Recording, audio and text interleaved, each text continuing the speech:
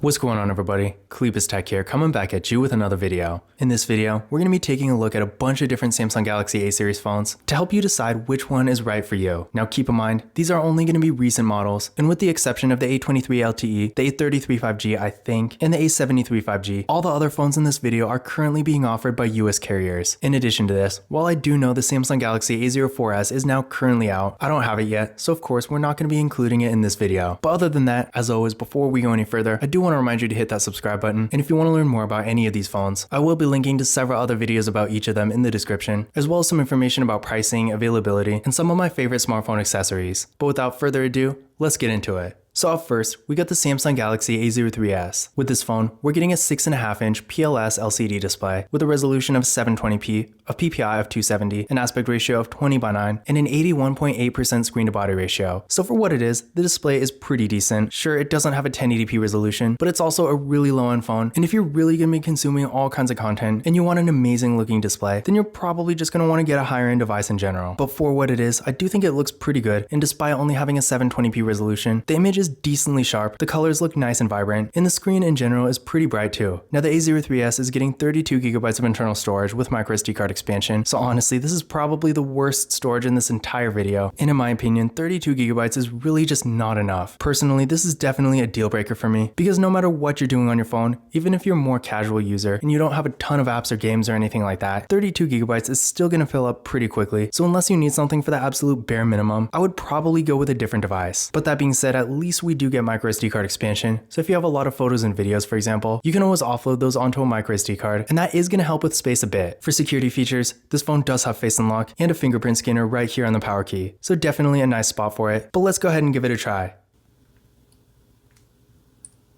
There we go, one more time.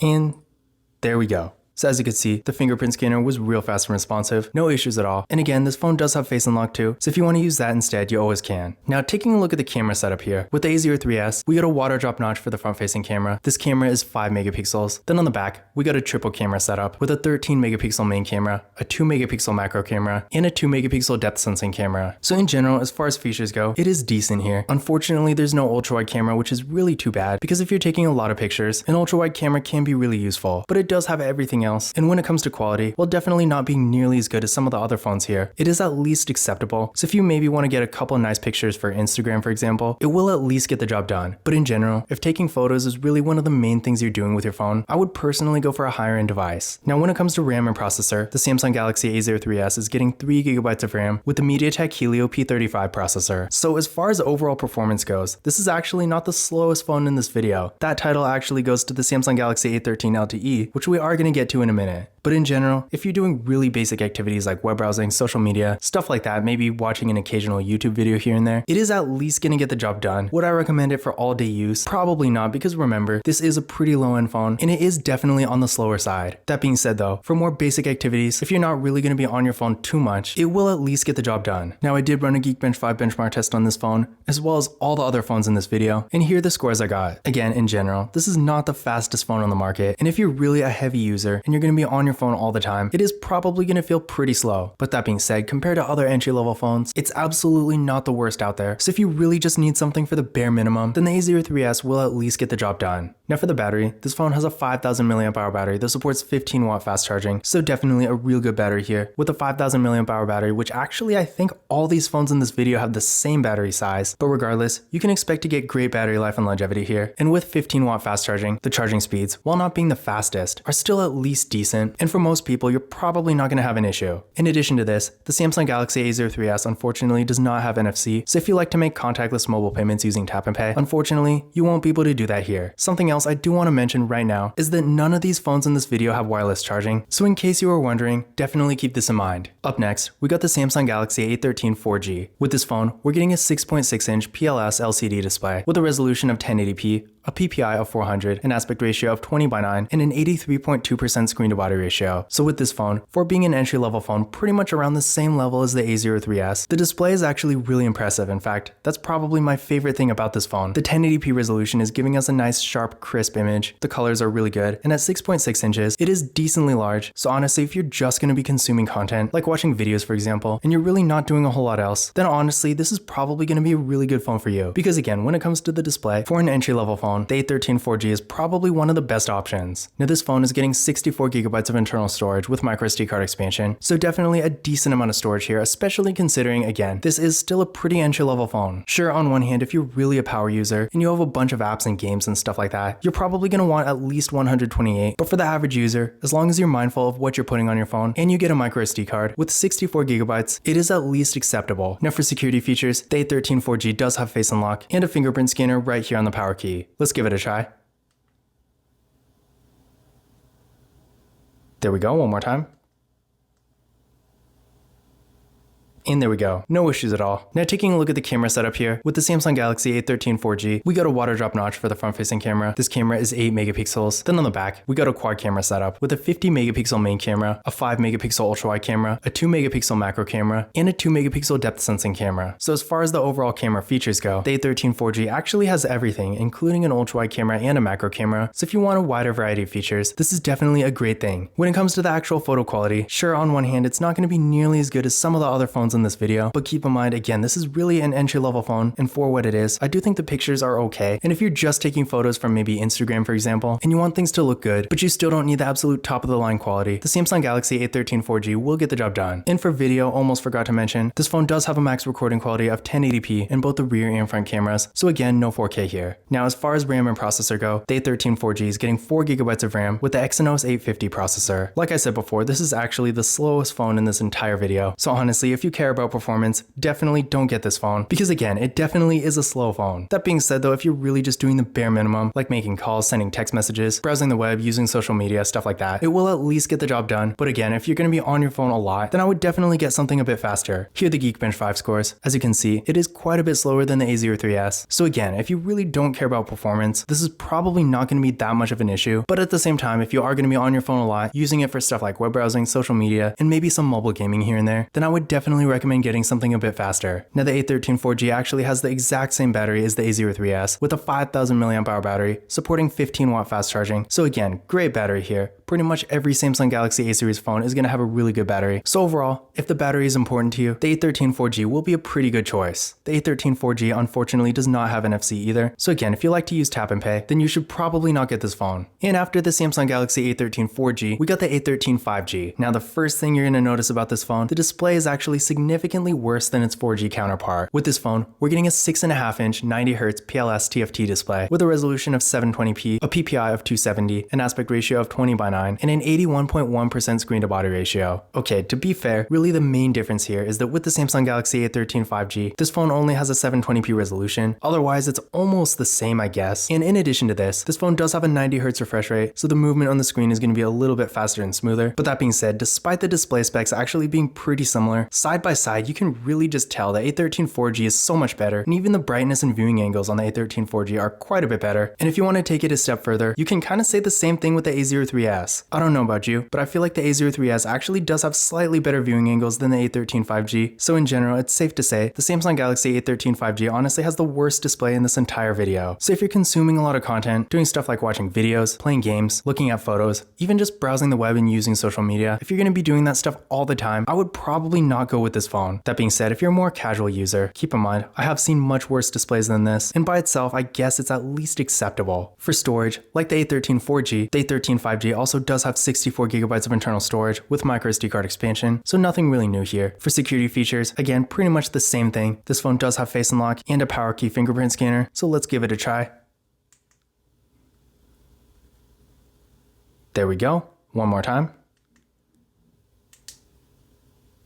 And there we go. So it worked decently well. Now taking a look at the camera setup here, the A13 5G has a water drop notch for the front facing camera. This camera is 5 megapixels. Then on the back, we got a triple camera setup with a 50 megapixel main camera, a 2 megapixel macro camera, and a 2 megapixel depth sensing camera. So in general, as far as camera features go, we got a decent camera setup here. There's no ultra wide camera unfortunately, but at least we do have a macro camera. And as far as the actual quality goes, the A13 5G is at least decent. On one hand, it's definitely not the best, but again, similar to the other phones, if you're taking a couple photos maybe for Instagram for example, it will at least get the job done. And for video, we got a max quality of 1080p in both the rear and front cameras, so nothing really different here either. Now when it comes to RAM and processor, the A13 5G is getting 4GB of RAM with the MediaTek Dimensity 700 5G processor. As the name suggests, this is actually the first 5G phone in this video, so if you do want 5G connectivity, but you're still looking for a relatively entry-level phone, the A13 5G is definitely going to be the one for you. But that being said though, despite it being a 5G phone, which is cool and all, it's actually not really that much faster than the A03s. Sure, for more basic activities like web browsing, social media, stuff like that, it will still get the job done, but honestly, if you're more of a heavy user and you're going to be on your phone a lot, I would still probably go with something faster, because while I wouldn't exactly call it a really slow phone, it's definitely a lot faster than the A13 4G. It's still not really what I would call fast, so again, if you're more of a light casual user, you will be fine here, but if you're a power user and you're going to be on your phone all the time, then I would still definitely go with something a bit faster. Here are the latest Geekbench 5 scores, so as you can see, it is faster than the previous two, but again, compared to the A03s, yeah, it is noticeably faster, but really not by that much. I mean, if you really want a significantly faster phone than this, then the A13 5G honestly is not exactly what I would call an upgrade. That being said though, if you do want an entry-level 5G phone and you're really just more of a casual user, then this is still going to be perfectly fine. For the battery, with the Samsung Galaxy A13 5G, we got, surprise surprise, a 5000 mAh battery that supports 15-watt fast charging. So once again, honestly, if the battery is all you care about, these phones are pretty much interchangeable. But that being said, with the A13 5G, keep in mind the battery life and longevity is great here too, and the charging speeds of course are good as well, so nothing to worry about here. One thing I do want to point out though, is that with the A13 5G we are actually getting NFC, so if you do like to use tap and pay, this is the first phone in this video that actually can use this feature. Now after the A13 5G, we're going to make another stop in the 4G world with the Samsung Galaxy A23 4G. Now keep in mind, this phone is technically not launched in the US, so if you are in the US and you want to get it, you can get it factory unlocked, but it's not going to be offered by any carriers. Despite this though, it is actually a pretty cool phone. For the display, we're getting a 6.6-inch 90Hz PLS TFT display with a 1080p resolution, a PPI of 400, an aspect ratio of 20:9, and an 83% screen to body ratio. So this is pretty much like the A13 4G, definitely a real nice display in pretty much every way. So if you're going to be consuming a lot of content, watching videos, looking at photos, browsing the web, using social media, pretty much anything you could possibly think of, the A23 4G is going to give you a great experience. For storage with this phone, we're actually getting 128GB of internal storage with microSD card expansion. So for being more of an entry-level phone, this is really a whole lot of storage. So if you have a bunch of apps, games, stuff like that, or maybe you have a lot of photos and videos and you just don't feel like using a microSD card, whatever the case may be, having this much storage on such an entry-level phone is definitely a great thing. Now for security features, like all the previous phones, the Samsung Galaxy A23 4G does have Face Unlock, and it also has a fingerprint scanner, you guessed it, right there on the power key. So let's give it a try. There we go, one more time.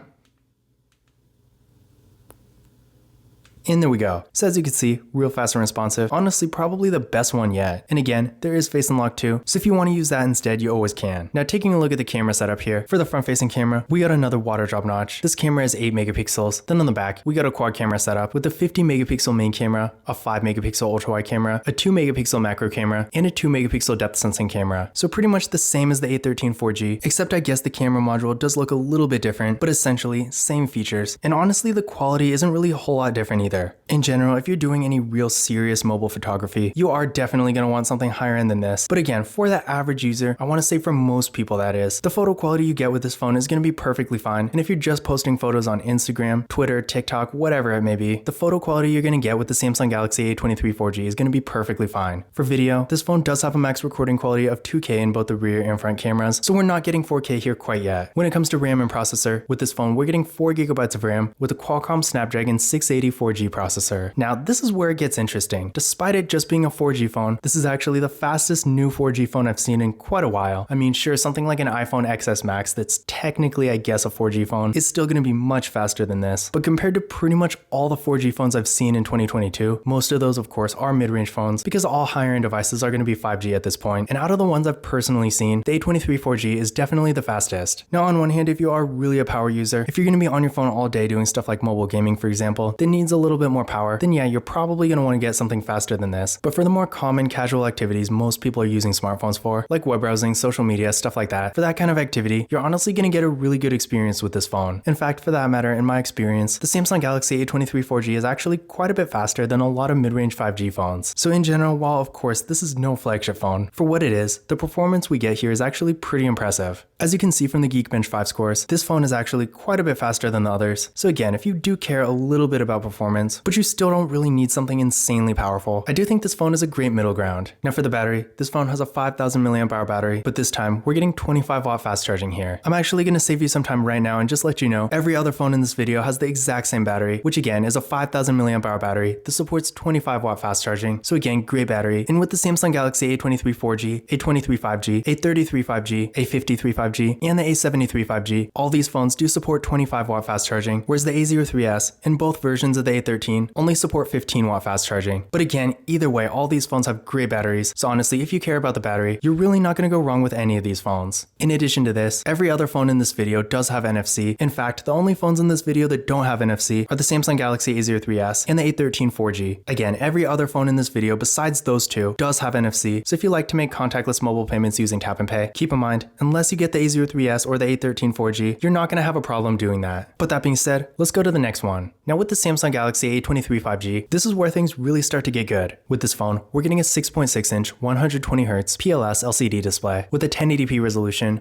a PPI of 400, an aspect ratio of 20:9, and an 82.5% screen-to-body ratio. So again, definitely a good display here. The new thing we're seeing though is that with this phone, we're getting a 120Hz refresh rate, so the movement on the screen is going to be a little bit faster and smoother than something like the A23 4G or the A13 5G. So if you're watching videos, playing games, doing something that has a lot of motion on the screen, you are going to get a better experience here, and the phone in general is going to feel a little bit more premium to use. Now in general, you probably can't really tell in this video, but overall you will notice when you're actually using the phone, it's definitely something that's a lot easier to feel than it is to see. But the bottom line here is, with the Samsung Galaxy A23 5G, this is another phone that has a really good display, so if you're consuming a lot of content, it is going to be a good choice. Now for storage, it's kind of interesting here because on one hand, when you get this phone from a US carrier, you will be getting 64GB of internal storage, with microSD card expansion of course, but if you get the international version of this phone, you're going to get 128GB instead. Now honestly, if you're in the US, with the carrier deals being offered, I would definitely not get the international version of this phone just to get more storage, because there are better options out there. But just keep in mind, if you do happen to find one of these phones with 128GB, that's why it's like that. And again, if you do get this phone from a US carrier, you will only be getting 64. Now for security features, once again, we got the exact same setup. Face unlock of course, and a power key fingerprint scanner. So let's try it out real quick.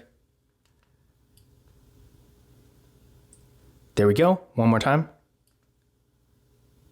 And there we go. Then for the camera setup, we got an 8MP front-facing camera. Then on the back, we got a quad camera setup with a 50MP main camera, a 5MP ultra-wide camera, a 2MP macro camera, and a 2MP depth sensing camera. Pretty much the same camera setup as the A23 4G, and honestly, that's really not a bad thing. Once again, for a few casual photos here and there, you're really not going to go wrong with this phone. And again, for stuff like social media, sure, if you have like an insane DSLR, maybe you might see a bit of a quality difference, but honestly, keep in mind, social media platforms do compress images quite a bit, so even if you have a phone that has a slightly better photo quality than this, it's not really going to make a huge visual difference. So in general, again, for the average user, the photo quality we're getting here is going to be perfectly fine. And when it comes to video, this phone, like all the previous ones, does have a max recording quality of 1080p in both the rear and front cameras. As far as RAM and processor go, this phone is actually really fast, with 4GB of RAM and the Qualcomm Snapdragon 695 5G processor. And on one hand, of course, compared to a really high-end phone, like a Samsung Galaxy S22 Ultra for example, it's not going to be nearly that fast, but for a mid-range phone, it's going to do pretty much anything you need it to do. So whether you're watching videos, playing games, browsing the web, using social media, the A23 5G will at least get the job done, and even if you're on it a lot, it's probably never going to feel slow. As you can see from Geekbench 5, this phone is definitely quite a bit faster than the others. So again, if you are a little bit more of a heavy user, I do think the A23 5G will be a pretty good choice. Up next, we got the Samsung Galaxy A33 5G, and this is where things start to get a little bit more premium. With this phone, we're getting a 6.4-inch 90Hz Super AMOLED display with a resolution of 1080p, a PPI of 411, an aspect ratio of 20:9, and an 83.7% screen-to-body ratio. So on one hand, this phone is a tiny bit smaller, but honestly, in my experience, you're really not going to notice a whole lot. And this is the first phone in this video that has a Super AMOLED display, and with a Super AMOLED, or honestly any type of AMOLED, the image quality will be significantly better, so the colors look a little bit nicer, the brightness is better, And most importantly, the viewing angles are also really good as well. So if you're outside in the sun, for example, a phone like this with an AMOLED display is going to be a great choice. To give you an idea of the difference here, the Samsung Galaxy A13 4G again does have a really good display for what it is, and this phone does have a regular LCD type display, whereas again, the Samsung Galaxy A33 5G does have a Super AMOLED, and as you can see, the viewing angles on the A33 5G are significantly better. So if you are going to be outside a lot, or maybe you're like me and you live in an area where it's pretty much sunny all the time, in that kind of situation, a phone like the A33 5G that has an AMOLED display is going to be a great choice. Now for storage, this phone does have 128GB of internal storage with microSD card expansion, and there is another version of it that has 256. Now that does remind me, this is another phone that's not officially launched in the US, so if you are in the US and you want to get it, you will have to get it factory unlocked. In addition to this, I haven't actually seen the version of this phone that has 256GB, I just know it's apparently out there, and this phone in my hand does have 128. That being said, either way, definitely a pretty good amount of storage here, and for most people, 128 is honestly going to be perfectly fine. For security features, like all the others, this phone does have Face Unlock, but unlike all the previous phones, we do actually get an in-display fingerprint scanner here, so let's give it a try. There we go, one more time.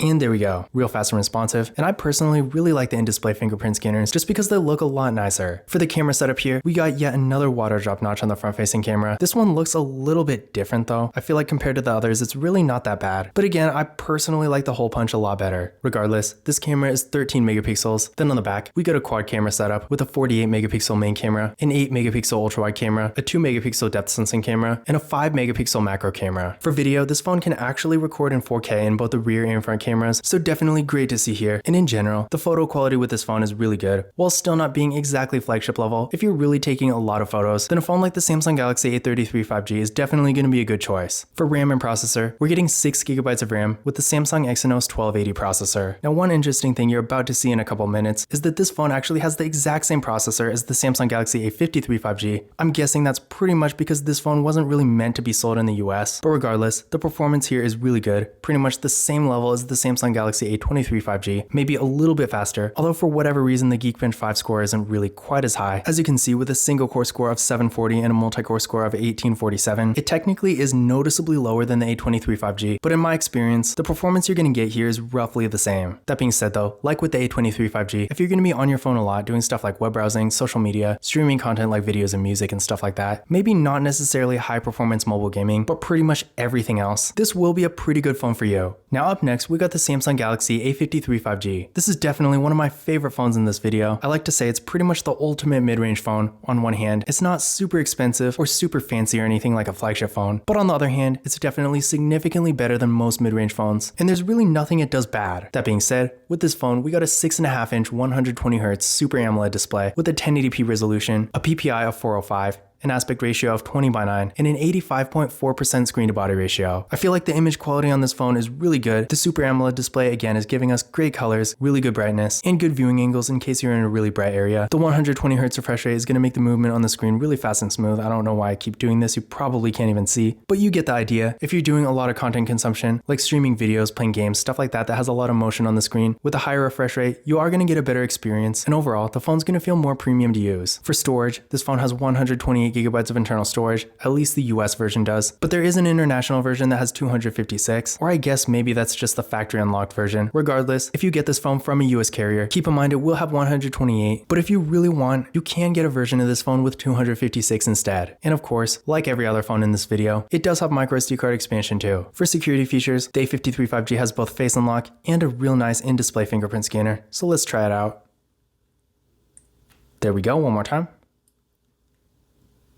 And there we go. So as you can see, real fast and responsive there. For the camera setup, we got a real nice looking hole punch design for the front facing camera. This camera is 32 megapixels. Then on the back, we got a quad camera setup with a 64 megapixel main camera, a 12 megapixel ultra wide camera, a 5 megapixel macro camera, and a 5 megapixel depth sensing camera. So this phone does have pretty much all the essential camera features. And in addition to this, when it comes to quality, the A53 5G is probably the second best in this entire video. We are going to get to the A73 5G in just a minute, but in general, if you're looking for a mid-range phone that has almost flagship level quality, keep in mind not quite. Something like an S21 FE is still going to be noticeably better, but if you really want nice looking pictures and you don't want to spend a ton of money on a phone, the the A53 5G is honestly going to be one of the best options for the money. In addition to this, like the A33 5G, this phone can record in 4K in both the rear and front cameras, so definitely nice to see. When it comes to RAM and processor, the A53 5G is getting 6GB of RAM with the Samsung Exynos 1280 processor. So again, like I said before, it does actually have the exact same processor as the A33 5G. Now, I don't know if this is just placebo or what, but I personally have noticed this phone be a little bit faster than the A33 5G, not really by a significant amount, but overall, if you do want a really fast phone that has great performance, but you also want to stay within this more affordable mid-range, I do think the Samsung Galaxy A53 5G is going to be a great choice. On Geekbench 5, as you can see, it did score real well, one of the best scores in this entire video. So again, if you're looking for good performance, but you still don't quite need flagship level, then you're not going to be disappointed with the A53 5G. And finally, last but not least, we got the Samsung Galaxy A73 5G. Now with this phone, we're getting a 6.7-inch 120Hz Super AMOLED Plus display with a 1080p resolution, a PPI of 392, and an aspect ratio of 20:9. I don't actually know the screen to body ratio, but just looking at this thing, I'm assuming it's pretty good. So in general, the image quality we're getting here is great, and this phone is also the largest at 6.7 inches, so if you're really going to be on your phone a lot consuming all kinds of content, videos, games, you name it, the A73 5G is going to be a great choice for that. For storage, this phone has 128GB of internal storage, with microSD card expansion of course, but keep in mind, again, this phone is not officially launched in the US, and I do believe there's another version that has 256, but this one in my hand does have 128. Either way, once again, definitely a decent amount of storage for the average user. For security features, the A73 5G has Face Unlock and an in-display fingerprint scanner, so let's try it out. There we go, one more time. And there we go. So definitely real fast and responsive there. And for the camera, we got another hole punch design. This camera is 32 megapixels. Then on the back, we got a quad camera setup with a 108 megapixel main camera, a 12 megapixel ultra wide camera, a 5 megapixel macro camera, and a 5 megapixel depth sensing camera. So in general, as you could probably guess, this phone does have the best photo quality in this entire video. Although honestly, the A53 5G is actually almost as good, and neither of these phones take quite as good photos as a flagship phone. But that being said, I want to say for almost everyone, the photo quality you get with this phone is going to be perfectly fine. And for video, the A73 5G can record in 4K in both the rear and front cameras, so definitely a nice thing to see. As far as RAM and processor go, the Samsung Galaxy A73 5G is getting 8GB of RAM with a Qualcomm Snapdragon 778G 5G processor. Now keep in mind, as far as overall performance goes, this phone is actually significantly faster than any other phone in this video, and in fact, compared to something like the Samsung Galaxy S21 FE and the Google Pixel 6a, and pretty much all those entry-level flagship phones, the unique thing about the A73 5G is that this phone, while still not being quite as fast, is actually fast enough to at least kind of rival them. So if you're really a power user, you're going to be on your phone a lot, doing things like mobile gaming for example. Out of all these phones, the A73 5G does have the best performance.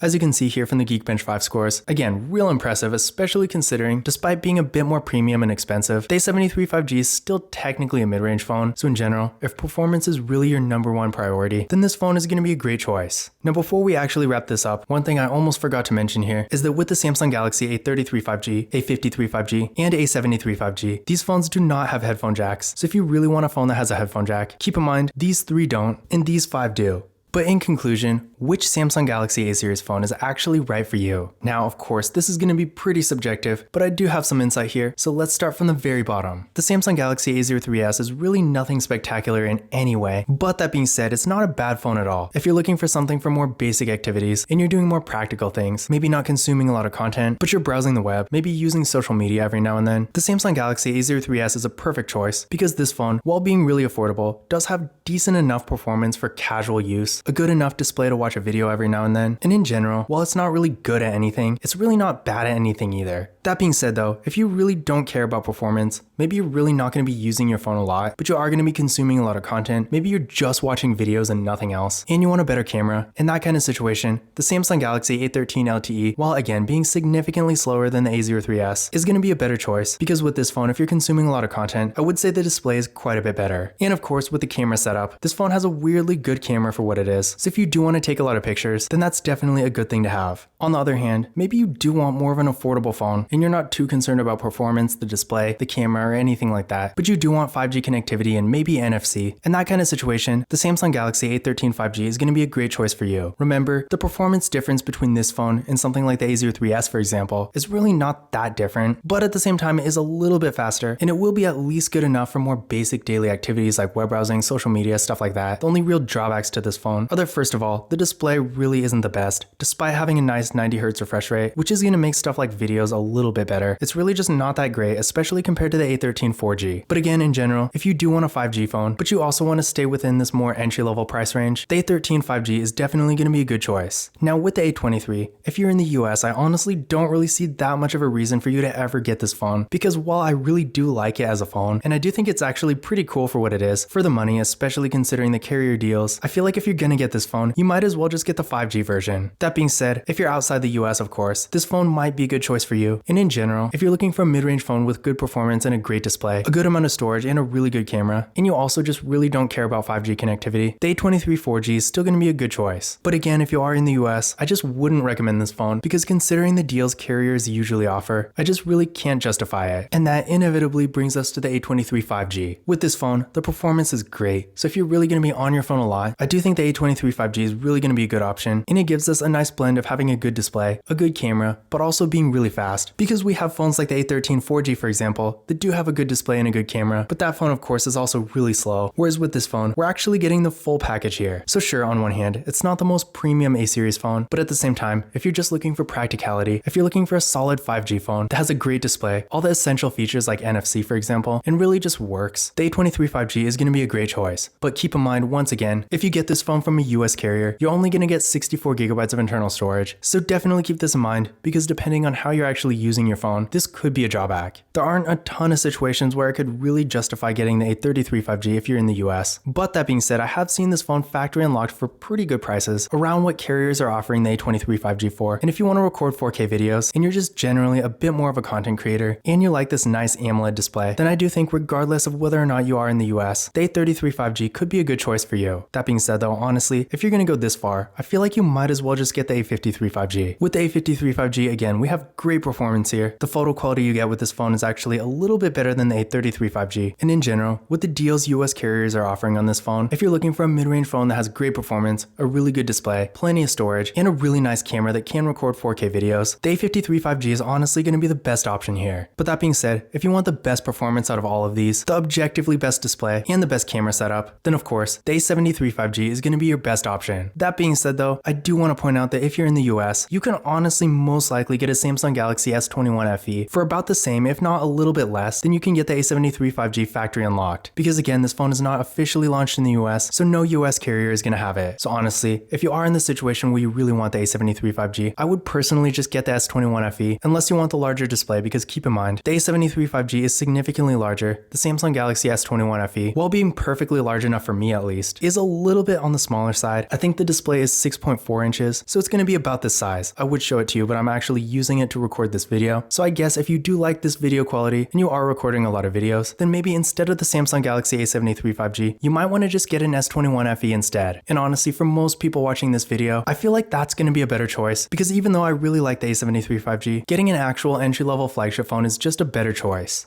But this concludes my video on which Samsung Galaxy A-series phone is right for you. Again, if you want to learn more about any of these phones, I will be linking to several other videos about each of them in the description, as well as some information about pricing, availability, and some of my favorite smartphone accessories. So if you're interested, definitely check that out. But that's it for this video. If you enjoyed it and found it useful, be sure to give it a thumbs up and hit that subscribe button. Don't forget to follow Kalipis Tech on Twitter and Instagram. And as always, I will see you in the next video.